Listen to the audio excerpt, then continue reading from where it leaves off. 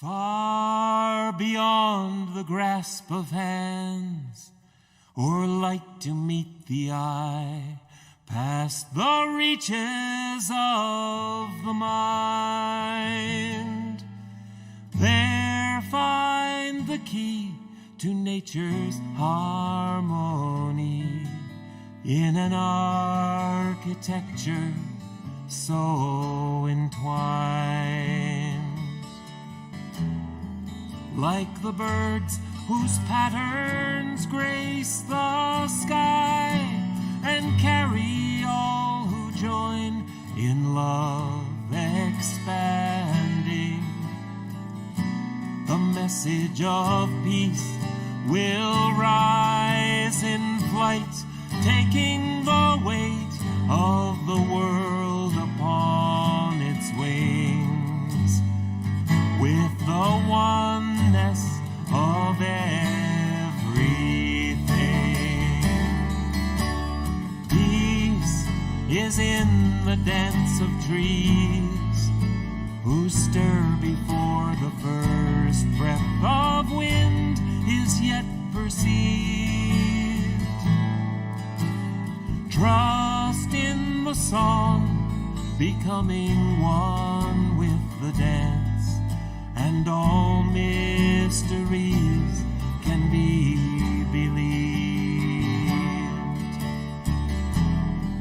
Like the sorrow of the clouds, whose tears fall carrying on the soil, undemanding.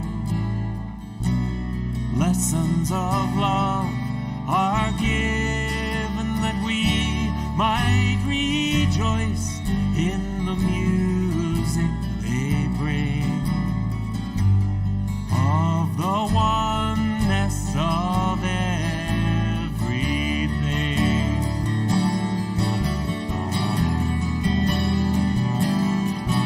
From chords that sound of molecules, spinning millions to a cell, the call resounds afar to the sun who warms the dancing earth and whose song holds it close on the journey of a star.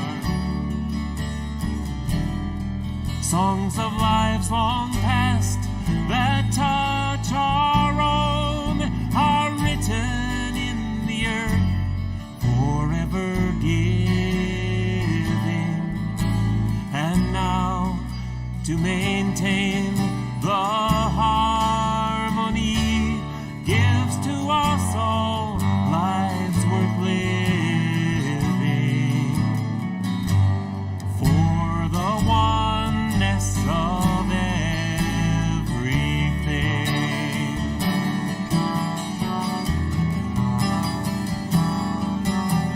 Still we seek to find a truth that we might understand and reduce to terms defined, vast and immeasurable, time and space, also overwhelmingly designed.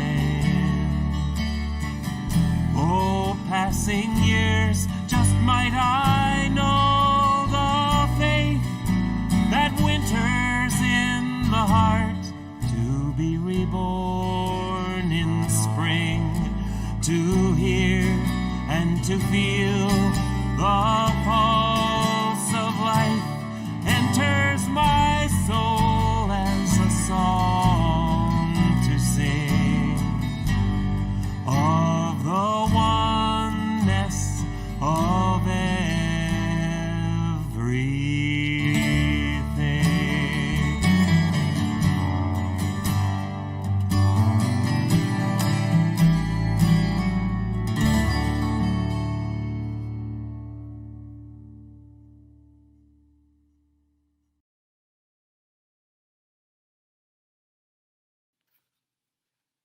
Good morning, everyone. Welcome to the First Unitarian Society of Milwaukee. I'm Reverend Dina McFeeters, and I'm honored to serve as Associate Minister and to welcome you to our online worship service. At First Unitarian Society of Milwaukee, we welcome people of all genders, sexualities, ages, races, ethnicities, histories, and bodies here. We welcome your mind, your heart, and your spirit. We welcome all that you are carrying with you today and all that your heart longs to set down. To all the fathers out there, happy Father's Day. May your children, whatever age they are, bring you joy. During the COVID-19 public health emergency, all First Church in-person activities have been postponed or moved online. Summer worship services are at 9 a.m. only through Labor Day weekend. We offer all ages religious education every Sunday at 10 a.m. with pre-K and kindergarten at 11:30 a.m. and youth group on select dates throughout the summer. Sign up for our RE weekly update to learn about ways to connect with our families, faith, and community. You can find the links in your live stream chat now. Join us for a virtual coffee hour this morning after the service where we chat in small groups on video conference. You can find the Zoom meeting link in the live stream chat or the Friday announcements. Visitors and members are encouraged to come and connect. Please join the ministers to connect and reflect this Thursday at 6 to 7 p.m. and you can find the link for that in your announcements. And also, please join me for lunch with the Associate Minister on Facebook Live on Monday between 12 and 12:30 p.m. Be sure to join our First Church Facebook group as another way to connect.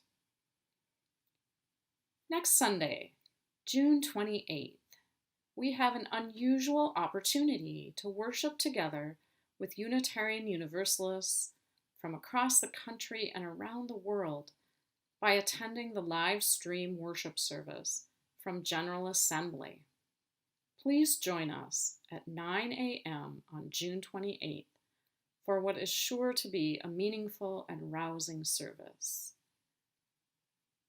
The service will be led by Reverend Joan Javier Duval, who will be preaching, and Reverend Michael O'Neill Slack, worship leader, and Benji Messer, music director. We canceled our previously scheduled topic for worship at First Church on June 28th so that everyone can attend the free live stream service from General Assembly. Look for the link in your announcements on Friday or find it at our regular First Church YouTube channel on Sunday. I'm looking forward to it, and I hope to see you afterwards at our own virtual coffee hour, where we'll reflect together on what we heard. Once again, I welcome you to our worship service this morning by inviting you to repeat our mission after me. We gather to nurture the spirit, engage the mind, and inspire action. And now for the moment you've been waiting for. Our pulpit guest today is our own soon-to-be Minister of Religious Education, Kimberlee Tomczak Carlson. Let's hear the opening words from Kimberlee. These are the words of Adrienne Marie Brown in her book, Emergent Strategies. If the goal was to increase love rather than winning or dominating a constant opponent, I think we could actually imagine liberation from constant oppression. We would suddenly be seeing everything we do, everyone we meet, not through the tactical eyes of war, but through the eyes of love.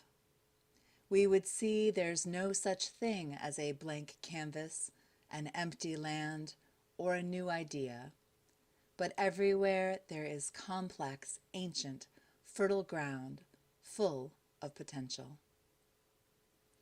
Let us now watch Reverend Jennifer light our chalice in our beloved sanctuary.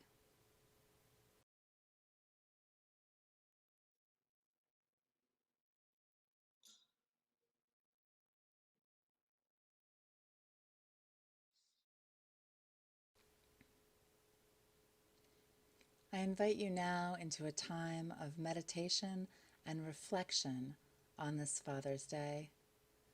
Take a deep breath, find your center, and make yourself comfortable. Open your hearts as you listen. The earth in motion has now fully tilted toward the sun. Today, our northern hemisphere has come as close to the sun as it may, making today our longest day of the year, a summer solstice Sunday. Like our ancestors before us, we are in awe of the workings of the solar system. We are grateful for the gift of warmth and the long days filled with more sunlight. Today is also a day to honor our fathers, an archetype that asks so much of so many. A father is meant to be our guardian, our hero, our guide, teacher, and protector. On this day for dads, we celebrate the complexity of that relationship. We hold the messy realities of fatherhood in our hearts. Knowing many did not have the father they needed or deserved. While still honoring those father figures among us who with strength tenderly nurtured us and loved us into being. Let us praise the ones who have fathered us in their role as mentor and guides, the brave souls who forayed into parenthood, balancing their own limitations and delighting in their children's lives. And let us remember those fathers who are no longer with us, but live on in our memory, and whose love continues to nurture us. On this, a summer solstice, let us recall a father's place in our lives, holding our memories, grief, and love before us. Here's to you, Dad. Whoever you are, wherever you are, we transcend you, we celebrate you, we love you. Let us now take a moment of silence, followed by the singing of Spirit of Life.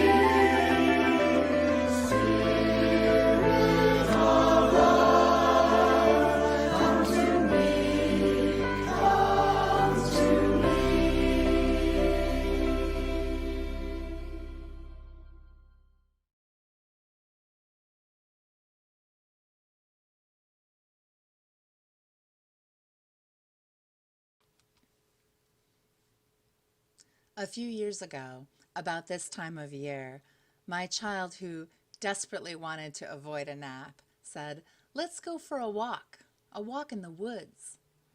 When I asked if that's what he really wanted to do, he said, "Oh, yes, because it's your favorite thing to do."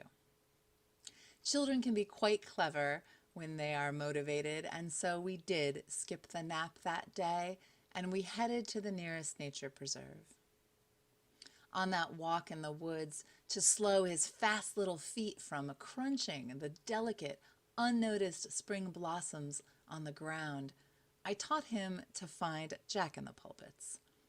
Jack-in-the-pulpits are those shade-loving flowers with a hooded cup that hides the stalk or the spandex of the plant. They're easily overlooked.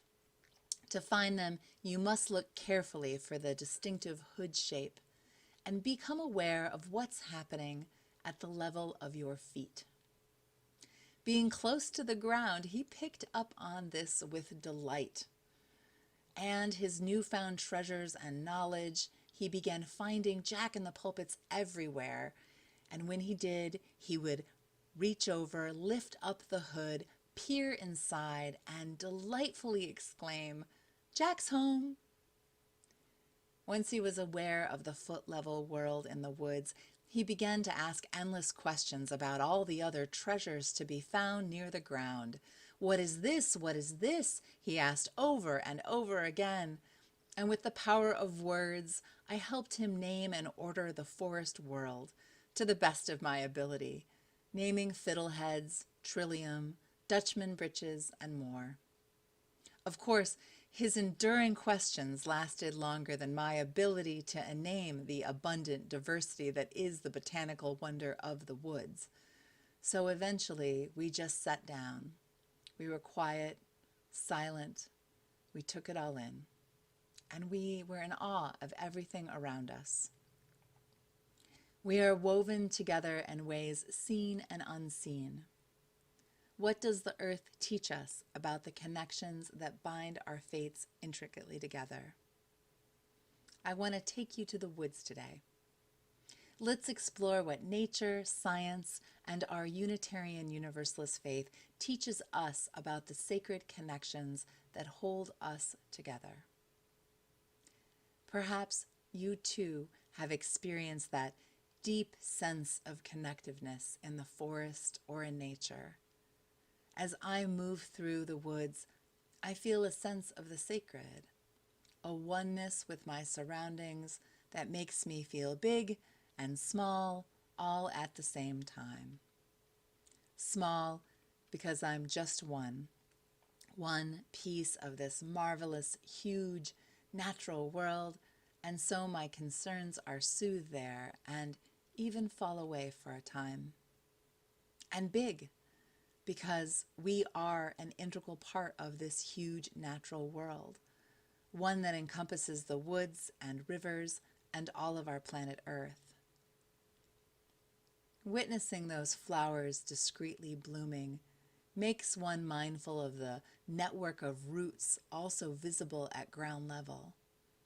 And knowing that those roots may occupy an area 4 to 7 times the surface area occupied by the crown of the tree, it brings my imagination to what is beneath our feet. Science once taught that trees couldn't speak to one another because they lack the animal mechanisms that we use. But recently, they have re-examined that assumption and found compelling evidence that through the roots and the wind, the trees are talking with one another. Forester Susan Simard's research explores the relationship between trees, really more than just trees, the community exchange and the connections in the forest ecosystem. Her work has mapped a kind of mass communication and energy network that links everything together. She says this: imagine, as you walk through the forest, that your footsteps traverse a telecommunications system that dwarfs the extent, dynamics, and complexity of any that is man-made. Fungus, yes, fungi, think mold and mushrooms and yeast, fungus plays a kind of symbiotic superstar role in our forest ecosystem, helping to balance the life flow. On and around the roots of trees, there is a fungus known as mycelium. They look like thin white threads, and they help link the trees together. Through these fungal links, the trees can communicate. It sounds a little unbelievable, but the trees are speaking to one another. So, what are they talking about? First, the trees are talking about sharing, specifically who needs help and who has help to give. The trees are sharing not only with trees of the same species, but also with trees that they are not related to.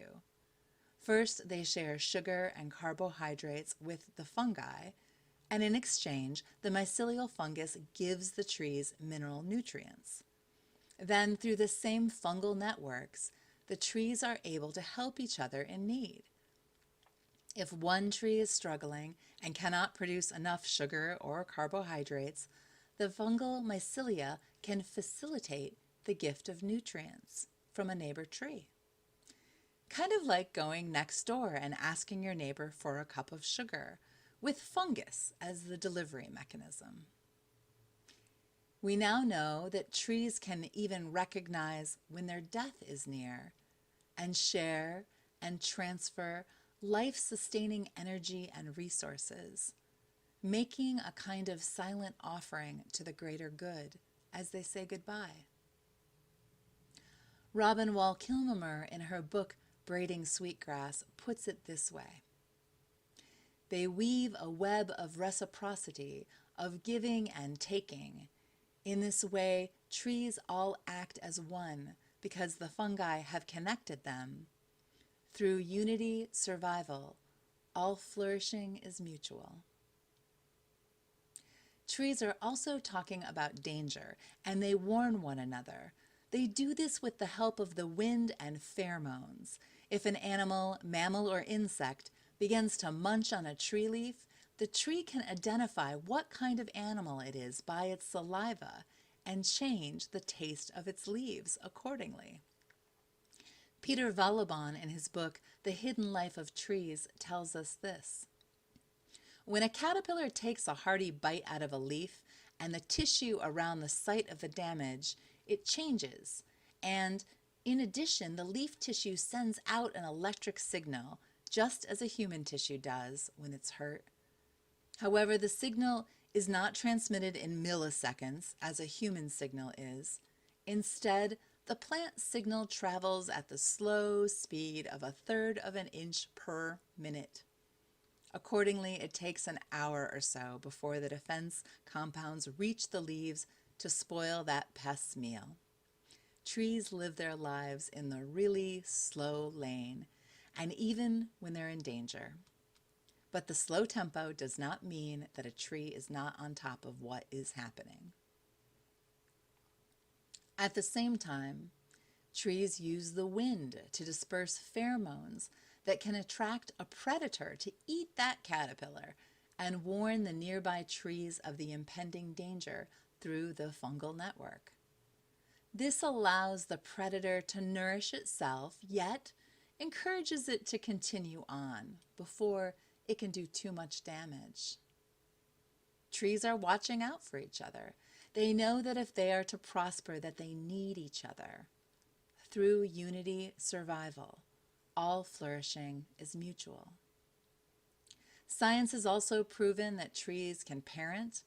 They even keep stumps alive, feeding them through the fungal network, perhaps as a source of wisdom for the younger trees.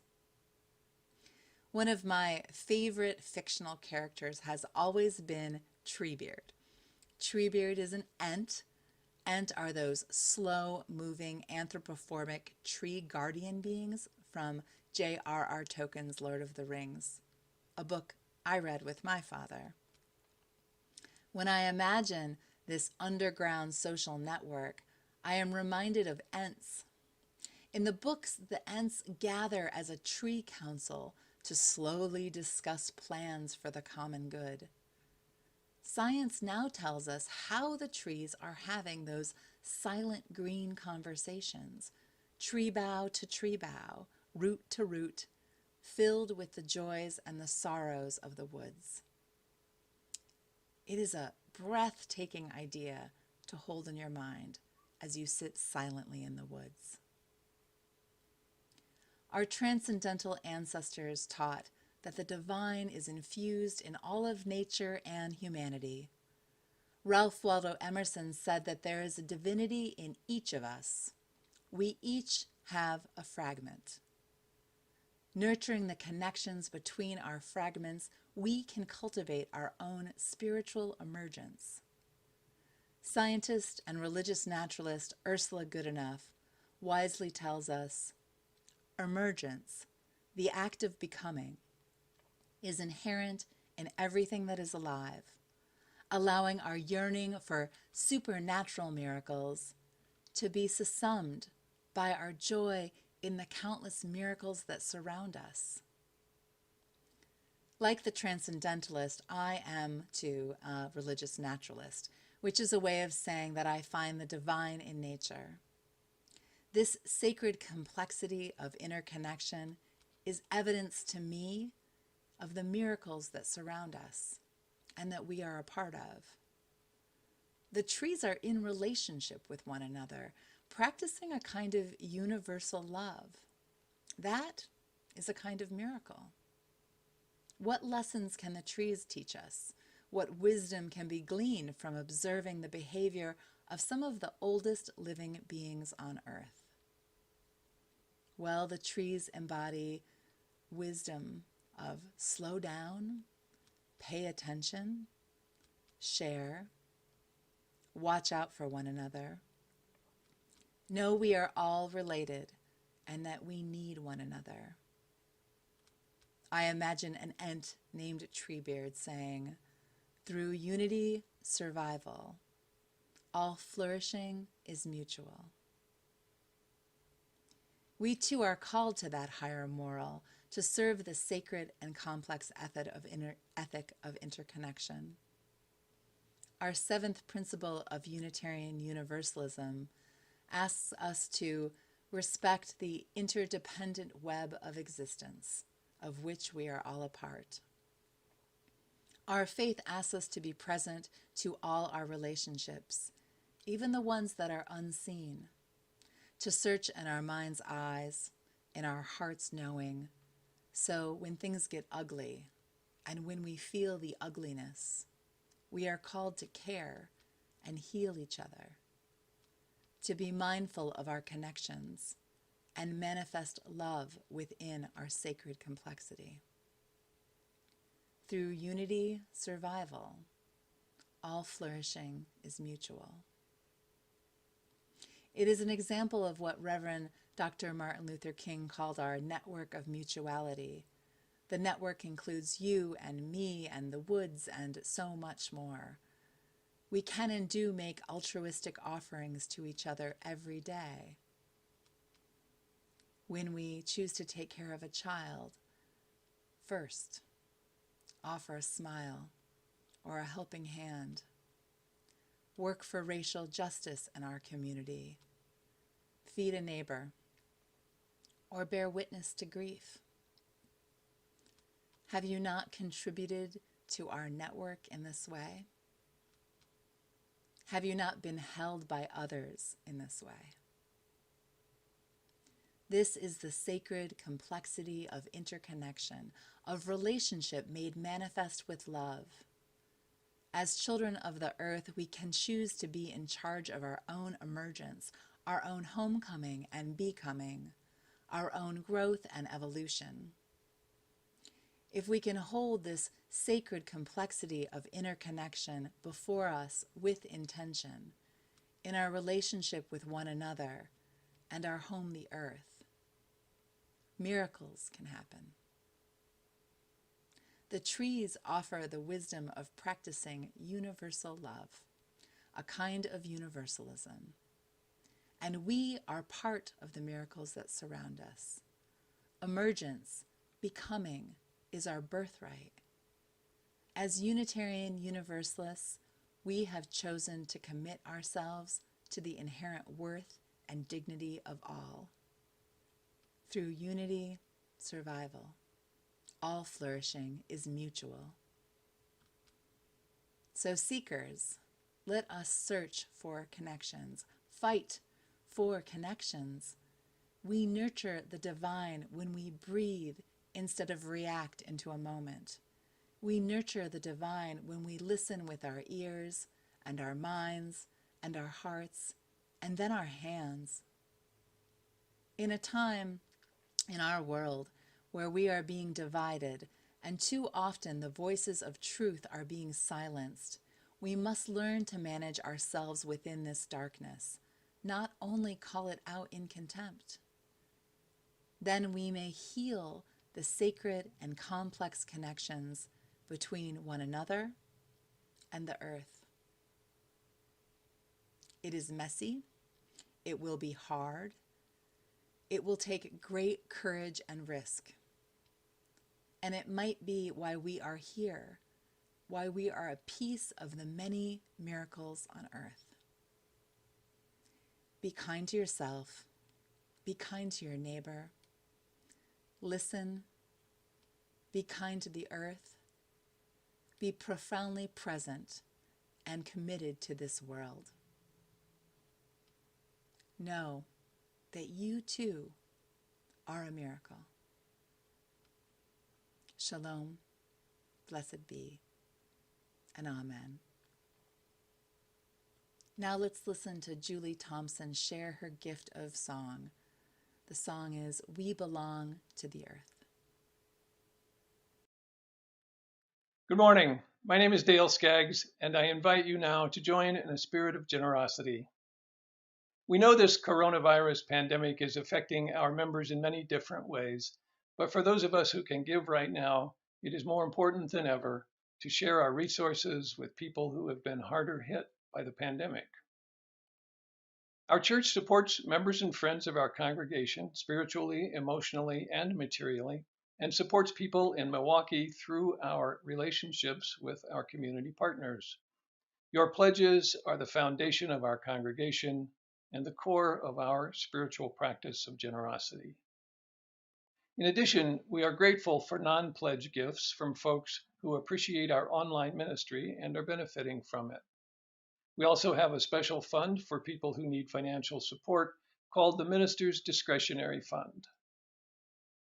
You can give to the church by texting 73256 with the message Give to UU $. That's the word give, the number 2, UU $. Follow the prompts and choose pledge payment, non-pledge gift, or minister's discretionary. You can also give to First Church by going to our web-based giving link. That's at onrealm.org/FUSM/give/First Church. You can see both these options on your screen.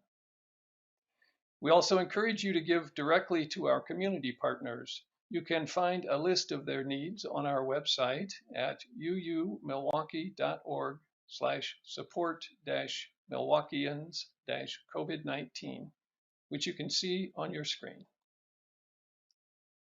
This summer, we are highlighting the work of the Bread of Healing Clinic, a neighborhood-based clinic on Milwaukee's north side for individuals with financial or other barriers to quality health care, including medical, dental, vision, and behavioral health care.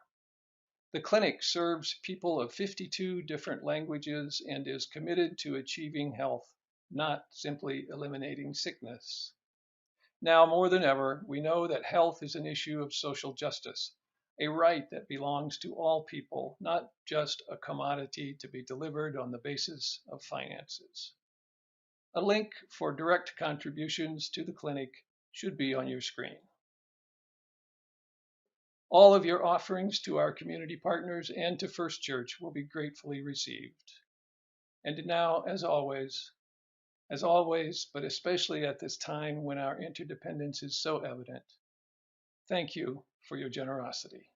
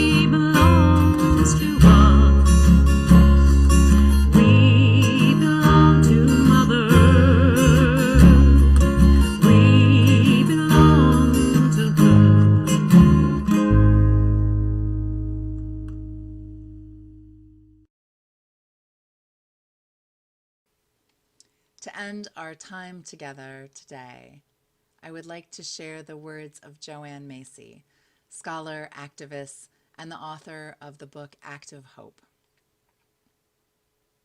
Active hope is not wishful thinking. Active hope is not waiting to be rescued by some savior.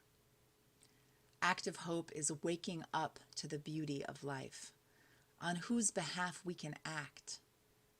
We belong to this world. The web of life is calling us forth at this time. We've come a long way, and here is our part to play.